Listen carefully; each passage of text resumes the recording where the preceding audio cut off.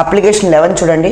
If 1/x of charge is transferred from Q0 to Q0, అంటే రెండు charges similar charges అయితే మనకి ఏమైందంటే Q0/x ట్రాన్స్ఫర్ అయింది. ఓకేనా, ట్రాన్స్ఫర్ అయినప్పుడు మనకి నెట్ ఫోర్స్ ఏమవుతుంది ఇన్ బిట్వీన్ ద ఛార్జెస్ అడుగుతున్నారు. సేమ్ మోడల్ మనకి ఇక్కడ, బట్ ఏంటంటే వేరియబుల్స్ మారుతున్నాయి, పర్సంటేజ్లోను లేకపోతే బై 2లోను. ఇక్కడేమో 1/x టైప్, అంటే 1/5 అవ్వచ్చు, 1/10 అవ్వచ్చు, అలా x will be the any value అనమాట. సో ఇక్కడ చూడండి, ఎప్పుడైతే ట్రాన్స్ఫర్ అయిందో Q0 లూజ్ అయింది కాబట్టి Q0 మైనస్ Q0/xగా రాశాను. ఈ సెకండ్ Q0 గెయిన్ అయింది కాబట్టి Q0 ప్లస్ Q0/xగా రాశాను. Q0 common తీస్తామనుకోండి 1 minus 1/x into Q0, ఇక్కడ కూడా Q0 కామన్ తీస్తే 1 ప్లస్ 1/x ఇంటూ Q0. అయితే ఎఫ్ నెట్ ఫార్ములా ఏంటి? K Q1 Q2/d². Q1 dash అంటే ఇక్కడ వచ్చిన ఇనీషియల్ వాల్యూ, Q2 డాష్ అంటే ఇక్కడ వచ్చిన సెకండ్ వాల్యూ. రెండు మల్టిప్లై చేసాం అనుకోండి, ఎల్సిఎం తీసుకుని x మైనస్ 1/xగా రాయొచ్చు. 1 ప్లస్ 1/xని కూడా x ప్లస్ 1/xగా రాయొచ్చు. a minus b into a plus b, a² minus b²/x², x into x. So Q0² ఫైనల్గా K Q0² అంటే ఎఫ్గా రాయొచ్చు. సో x² మైనస్ 1/x²గా మారింది. Next application 12. If x% of charge is transferred అన్నాడు, అంటే x% of charge అంటే x/100 of Q0 transfer అయింది. x/100 of Q0 transfer అయిందంటే meaning ఏంటి? ఫస్ట్ ఛార్జ్ అనేది ఏమో మైనస్ అవుతుంది, సెకండ్ ఛార్జ్ ఏమో ప్లస్ అవుతుంది. So Q0 minus Q0x/100, second charge Q0 plus Q0x/100. Same story, LCM చేయండి. 100 మైనస్ x/100 ఇంటూ Q0, ఇక్కడ ఏమవుతుందమ్మా Q0 కామన్ తీసాం అనుకో 100 plus x/100 into Q0. So ఫైనల్గా ఇప్పుడు మల్టిప్లై చేసాం అనుకోండి ఈ టూ ఛార్జెస్ని, K మల్టిప్లై చేసినప్పుడు a minus b into a plus b. So a² minus b², 100² minus x²/100 into 100, 100². So Q0²/d². K Q0²/d² means initial force, అది మనకి 100² మైనస్ x²/100² టైమ్స్ మారింది అనమాట, చేంజ్ అయింది. సో ఇలా మనము డిఫరెంట్ అప్లికేషన్స్ మనం మాట్లాడుకోవచ్చు. 13th అప్లికేషన్ కొంచెం డిఫరెంట్ అప్లికేషన్ చూడండి. For the force between the two charges to be maximum, అంటే force between the charges maximum ఉండాలంట. అలా ఉండాలి అంటే the sum of the magnitude of both the charges is Q0. అంటే టూ ఛార్జెస్ ఉన్నాయి, వాటి రెండింటి యొక్క సమ్ ఎంత అంటే ప్లస్ వాల్యూ ఎంత అంటే కనుక Q0 ఉండాలి. Find the charge on both the bodies, ఎంత ఛార్జ్ తీసుకోవడం వల్ల in between the two charges ఎంత ఛార్జ్ ఉంటే కనుక మనకి మ్యాక్సిమం ఫోర్స్ వస్తుందని అడుగుతున్నారు. అంటే మనకి ఏంటి, మనకు తెలియదు, we don't know the how much value of charges on the body. అంటే సపోజ్ నేను లెట్ Q, స్మాల్ q అనేది ఇక్కడ ఏంటంటే అన్నోన్ ఛార్జ్, స్మాల్ q అనేది అన్నోన్ ఛార్జ్. అది 2 కూలుంబ్ అవ్వచ్చు, 3 కూలుంబ్ అవ్వచ్చు, 100 కూలుంబ్ అవ్వచ్చు, ఎంతైనా అవ్వచ్చు, మనకు తెలియదు ఆ వాల్యూ. బట్ ఆ సమ్ అనేది మాత్రం Q0కి ఈక్వల్ అవ్వాలి. చూడండి Q0 మైనస్ Q తీసుకున్నాను, రెండు యాడ్ చేశాను అనుకోండి, Q మైనస్ Q క్యాన్సిల్ అయిపోతే సమ్ ఆఫ్ ద ఛార్జ్ Q0కి ఈక్వల్ అవుతుంది కదా. సో అంటే టూ ఛార్జెస్ వచ్చేసినాయి, వాటి మధ్య r డిస్టెన్స్ ఉంది. అప్పుడు ఫోర్స్ ఫార్ములా ఏంటి? K Q1 Q2/r². అంటే K Q2 అంటే Q0 మైనస్ Q/r².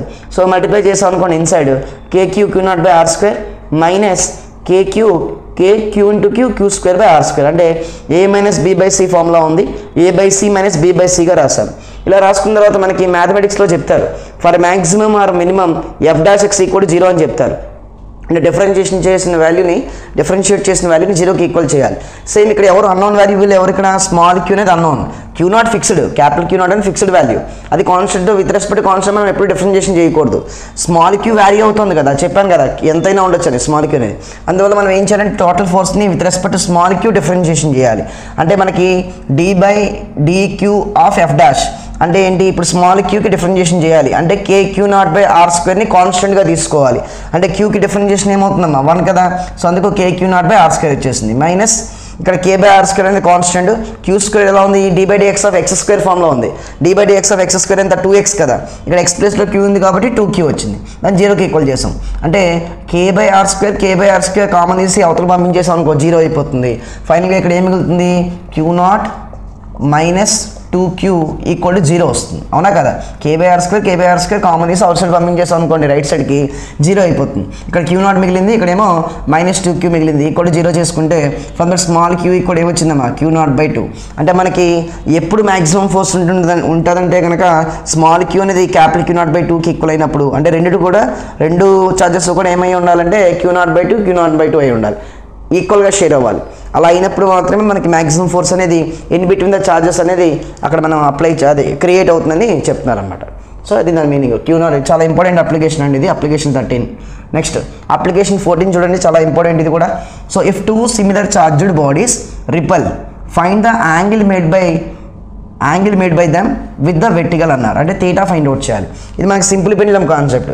మనకు ఆల్రెడీ లాస్ట్ ఆఫ్ మోషన్ చాప్టర్లో వితౌట్ కన్సిడరింగ్ ద చార్జెస్ మనం ఏం చేస్తామంటే సింపుల్ పెండ్యులమ్ని తీటా యాంగిల్ తీసుకొచ్చినప్పుడు నెట్ ఫోర్స్ ఫైండ్ అవుట్ చేస్తూ ఉంటాం, ఫోర్స్ని టెన్షన్ వాల్యూని ఫైండ్ అవుట్ చేస్తూ ఉంటాం.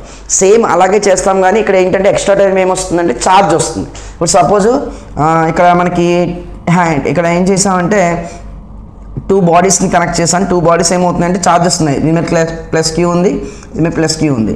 రెండింటిని దగ్గర తీసుకొచ్చినట్టు ఏమవుతుంది, రిపల్ అవుతుంది కదా. 2 కూడా similar charges, similar masses, 2 equal masses, అలాగే ఈక్వల్ ఛార్జెస్ ఉన్నాయి. దగ్గర తీసుకొచ్చినట్టు ఏమవుతుంది, రిపల్ అవుతుంది.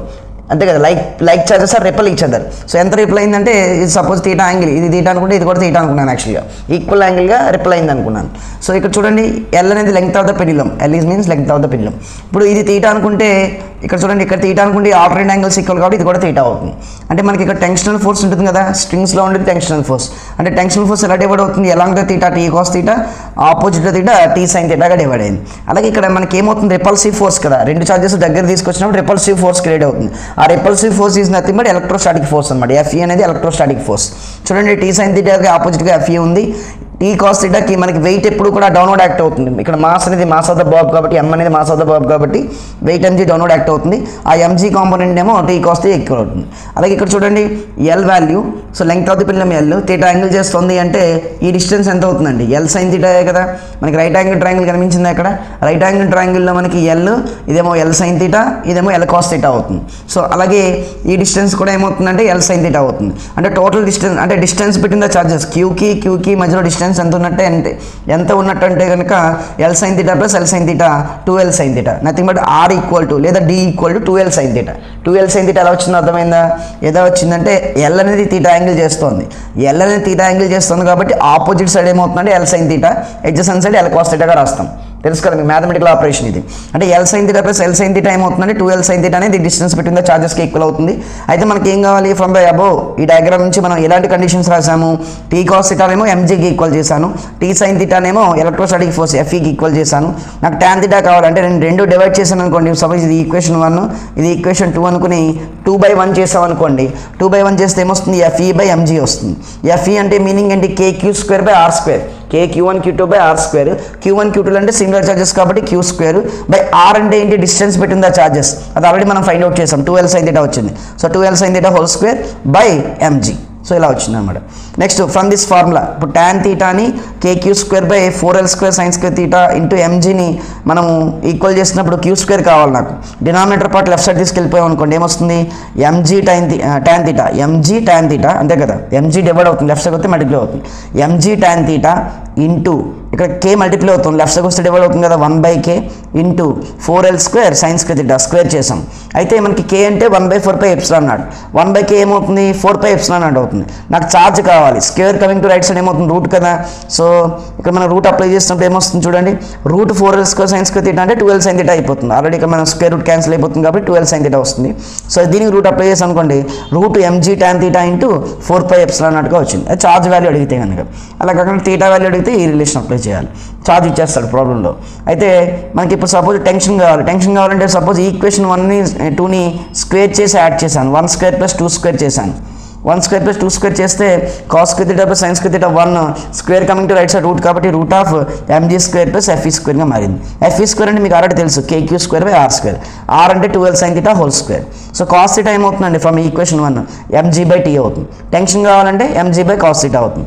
అలాగే సెకండ్ ఈక్వేషన్ నుంచి t sin తీటా = FE కాబట్టి సో మనకి t కావాలి కాబట్టి FE/sin తీటా అవుతుంది. ఇలా డిఫరెంట్ రిలేషన్స్ మనం డెరివేషన్ చేసుకోవచ్చు, డిపెండ్స్ ఆన్ ద ప్రాబ్లం బట్టి మనం ఈ అప్లికేషన్ యూస్ చేస్తాం. మెయిన్ కాన్సెప్ట్ అర్థం చేసుకోవాలి. Application 15 the force experienced by the particle అని అడుగుతున్నారు. చూడండి, 2 ఈక్వల్ చార్జెస్ తీసుకున్నారు, ఫస్ట్ ఛార్జ్ సెకండ్ ఛార్జ్.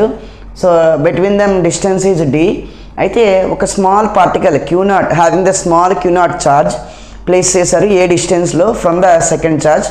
అయితే ఈ Q0 మీద ఎటువంటి అంటే ఎంత నెట్ ఫోర్స్ యాక్ట్ అవుతుందో ఫైండ్ అవుట్ చేయాలి మనం. అంటే ఏం చేయాలి, ఇక్కడ Q0 ఉంది కదండి, Q0ని ఫస్ట్ మనం ఏం చేద్దామంటే Q దగ్గర తీసుకెళ్దాం, అంటే ఫస్ట్ ఛార్జ్ దగ్గర తీసుకెళ్దాం. సో Q0 ఫస్ట్ ఛార్జ్ దగ్గర తీసుకెళ్ళినప్పుడు ఏమవుతుంది, సేమ్ ఇది కూడా పాజిటివ్ ఛార్జే కాబట్టి పాజిటివ్ ఏమవుతుందంటే రిపల్షన్ అవుతుంది. రిపల్షన్ అనేది టువర్డ్స్ రైట్ ఉంటుంది కాబట్టి F1 అంతే కదా. రిపల్షన్ అనేది Q0 అనేది పాజిటివ్, పాజిటివ్ దగ్గర తీసుకెళ్ళాను రిపెల్ అవుతుంది ఆపోజిట్ డైరెక్షన్లో. సో మనకి F1 వచ్చింది. సేమ్ Q0ని Q దగ్గర తీసుకెళ్ళాను, అగైన్ అక్కడ సెకండ్ ఛార్జ్ అనేది Q. సో ఏమవుతుందమ్మా పాజిటివ్ రిపెల్ అవుతుంది కాబట్టి F2 కూడా టువర్డ్స్ రైటే ఉంటుంది. అంటే బోత్ ద ఫోర్సెస్ అనేవి సేమ్ డైరెక్షన్లో యాక్ట్ అవుతున్నాయి ఇక్కడ. బట్ ఇక్కడ ఎవరు ఎక్కువ ఉంటారంటే ఫోర్స్ మనకు ఫైండ్ అవుట్ చేద్దాం చూడండి. F1 అంటే ఏమవుతుంది K Q0 by distance between the charges D+A whole square అవుతుంది. F2 ఏమవుతుంది K Q0 by distance between the charges A² అవుతుంది. అయితే ఇక్కడ డినామినేటర్ పార్ట్ ఎక్కువ ఉంది అంటే ఫోర్స్ వాల్యూ తగ్గిపోతుంది కదండి F1 వాల్యూ. అందువల్ల ఇక్కడ చూడండి డినామినేటర్ తక్కువ ఉంది, A² ఉంది, ఇక్కడేమో D+A హోల్ స్క్వేర్ ఉంది. So denominator increases means the value becomes less. So that's why F2 is greater than F1. ఏ డైరెక్షన్లో ఉంటుంది F2 is greater than F1 అంటే టువర్డ్స్ రైట్, ఐ క్యాప్ డైరెక్షన్లో ఉంటుంది, రెండు కూడా రైట్ డైరెక్షన్లో మూవ్ అవుతాయి. అలాగే నెక్స్ట్ చూడండి, ఇప్పుడు 2 అన్ఈక్వల్ ఛార్జెస్, అన్ఈక్వల్ అంటే మ్యాగ్నిట్యూడ్ ఈక్వల్ కానీ ఆపోజిట్ ఛార్జెస్ తీసుకున్నాను, +Q -Q. వాటి మధ్య డిస్టెన్స్ D. ఫస్ట్ ఛార్జ్ ఏమో +Q, సెకండ్ ఛార్జ్ ఏమో -Q.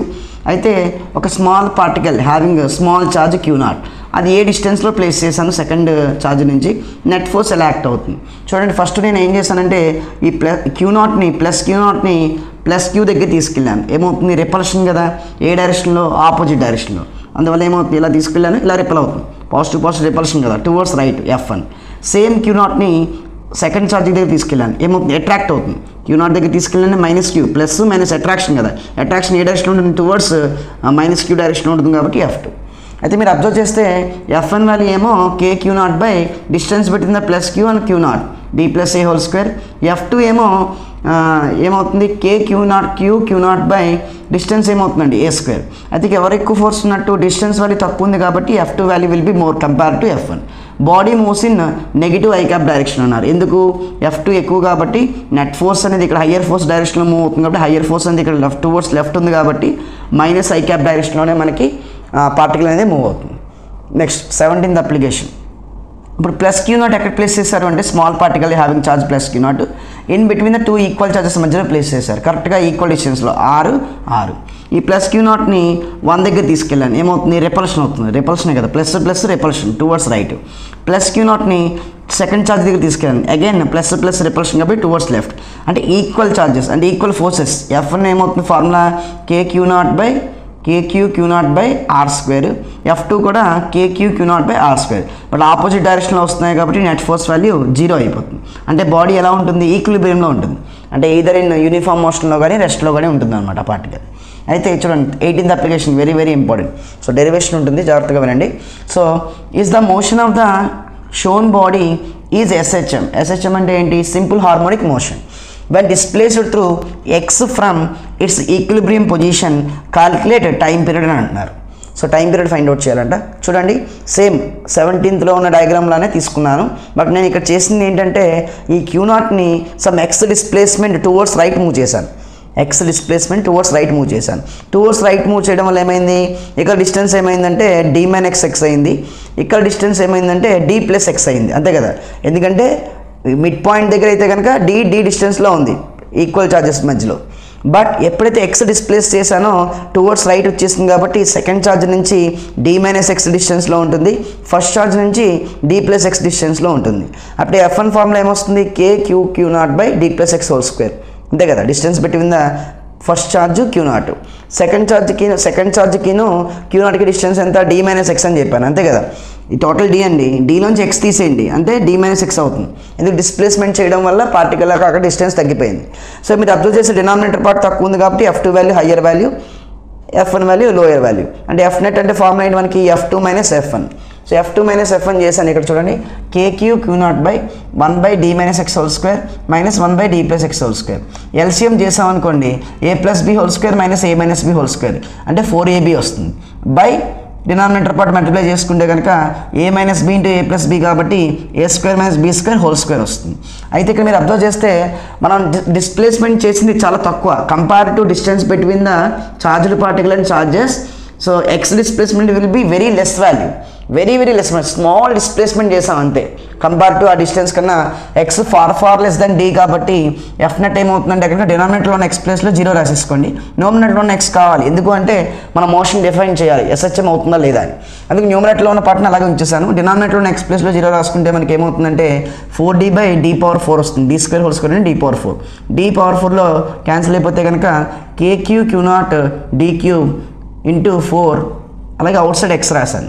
ఇది ఏ డైరెక్షన్లో ఉంటుంది? -i డైరెక్షన్లో ఉంటుంది. ఎందుకంటే మీరు చూడండి ఇక్కడ అబ్జర్వ్ చేస్తే F2 వాల్యూ మోర్. F2 ఏ డైరెక్షన్ యాక్ట్ అవుతుంది? టువర్డ్స్ లెఫ్ట్ అంటే మీనింగ్ ఏంటి? -i కదా. అయితే మనకి నెట్ ఫోర్స్ ఫార్ములా ఏంటి? మాస్ ఇంటూ యాక్సలరేషన్ కదా. నెట్ ఫోర్స్ అంటే మాస్ ఇంటూ యాక్సలరేషన్. ఇదంతా ఎందుకు ప్రూవ్ చేస్తున్నాం అంటే సింపుల్ హార్మోనిక్ మోషన్ ఉండాలి అంటే అక్కడ మనకి ఎలా ఉండాలి? Acceleration is directly proportional to negative value of X అని చెప్తారు. a = -kx², a = -ω² ఎక్స్ ఫార్ములాలో ఉండాలి. a = -ω², మనం వేవ్ చాప్టర్లో నేర్చుకుంటాం. a = -ω² ఎక్స్ ఫార్ములా ఉందంటే ఆ పార్టికల్ అనేది ఎస్హెచ్ఎంలో ఉన్నట్టు. సో ఇక్కడ మీరు అబ్జర్వ్ చేస్తే కనుక a = ఫార్ములా వచ్చింది మనకి. సో అయితే నేను కంపేర్ చేస్తున్నాం దేంతో? a = -ω² ఎక్స్తో కంపేర్ చేశాను. ω² ప్లస్లో ఈ వాల్యూ ఉంది, ఈక్వల్ చేసాము. Square coming to right side root అవుతుంది. ఇక్కడ k అంటే ఏంటి మనకు తెలుసు ఆల్రెడీ, 1/4πε అని. ఆ వాల్యూ రాసి క్యాన్సిలేషన్ చేశాను. ఒమేగా వచ్చేసింది కాబట్టి టైం పీరియడ్ అడిగారు. టైం పీరియడ్కి ఒమేగాకి రిలేషన్ తెలుసు మనకి, t = 2π/ω అని. సో దాని నుంచి మనకి 2π × 1/ω ప్లస్లో దీని రెసిప్రోకల్ వాల్యూ రాసుకున్నాను. సో t = మనకి ఈ వాల్యూ వచ్చింది.